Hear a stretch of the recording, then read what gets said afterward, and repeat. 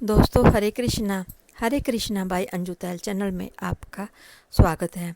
मैं आज आपको पीपल प्राणवायु का दाता की कहानी सुनाने जा रही हूँ।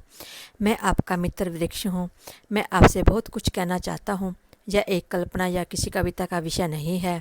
वास्तव में मेरे पास भी एक संचार तंत्र है जिसके द्वारा मैं भी अपने संदेश प्रसारित कर सकता हूँ। इस बात को तो कई पर्यावरण प्रेमी वनस्पति विज्ञानी मान्यता दे चुके हैं। पेड़ पौधों के साथ आपका बहुत पुराना संबंध है। जब इस सृष्टि में मानव की रचना हुई थी तब सर्वप्रथम उन्होंने मेरी ही शरण ली थी और मेरे घने जंगलों में खुद को अधिक सुरक्षित महसूस करते थे। इस वनस्पति में मेरी संख्या करोड़ों में है और मेरे भी अपने पारिवारिक समुदाय हैं। कोई भी ऐसा धर्म नहीं है जिसमें प्रकृति के आधार मानने जाने वाले तत्व जैसे जलवायु, वृक्ष, पर्वत, नदियाँ, आकाश, धरती और अन्य जीवों के रक्षण संरक्षण को महत्व न दिया गया हो।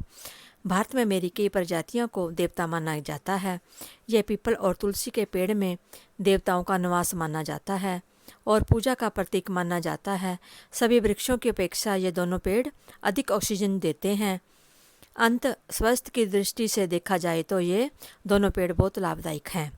दूषित वातावरण मनुष्य का सबसे बड़ा शत्रु है और वातावरण के दुष्प्रभाव को दूर करने की क्षमता पीपल में सबसे ज़्यादा होती है।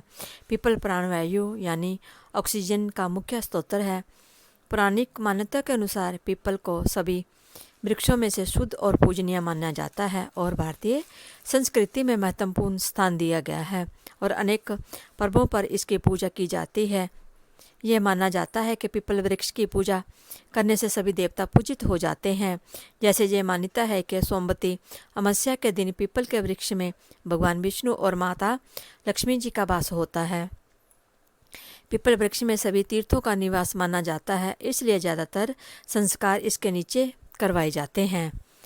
ज्योतिषी विज्ञान के अनुसार ये भी मान्यता है कि अगर कोई व्यक्ति पीपल के पेड़ के नीचे भगवान शिव की स्थापना करके नित्य नियम से पूजा आराधना करता है तो उसके समस्त दुख दूर हो जाते हैं। पीपल वृक्ष से मिलने वाली ऊर्जा को देखते हुए संत महात्मा इसके नीचे तप और ज्ञान प्राप्त करते थे। महात्मा बुद्ध ने भी पीपल के वृक्ष के नीचे बैठकर ज्ञान प्राप्त कर जन्म मृत्यु एवं संसार के रहस्य को जाना था। बुद्ध ग्रंथों में इसे बोधि वृक्ष के नाम से जानते हैं। देखा जाए तो पीपल एक ऐसा वृक्ष है जो कभी विपत्तों से विहीन नहीं होता। इससे एक साथ पतझड़ नहीं होती, पत्ते झड़ते रहते हैं और नए आते रहते हैं। इसी खूबी के कारण इसको अक्षय वृक्ष भी कहा जाता है और जीवन मृत्यु चक्कर का द्योतक बताया जाता है। तभी तो भगवान श्री कृष्ण ने गीता के मूल श्लोक के माध्यम से स्वयं को वृक्षों में पीपल कहा है।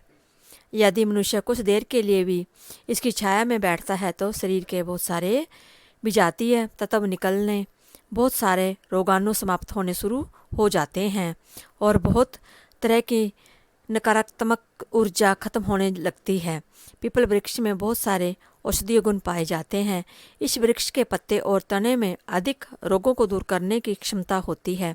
यहाँ एक और संत महात्मा प्रकृति के रक्षक सिख धर्म के प्रथम गुरु श्री गुरु नानक देव जी ने अपने जीवन काल में लोगों को पर्यावरण और प्रकृति के संरक्षण के लिए यह कहकर प्रेरित किया, पवन गुरु, पानी पिता, माता धरत महत, और एक स्वस्थ वातावरण बनाए रखने के लिए लोगों को जागरूक किया।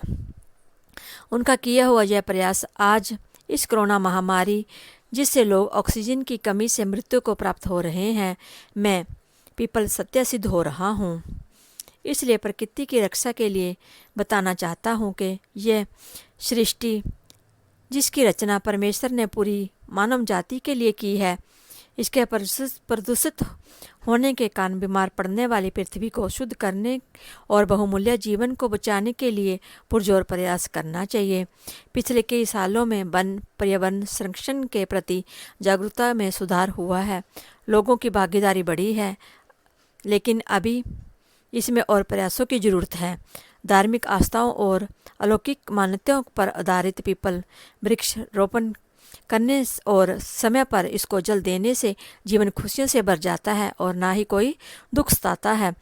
वृक्ष जैसे जैसे बड़ा होगा उसका जीवन परिवार खुशहाल और फलता फूलता जाएगा। बोलो पीपल देवता की जय।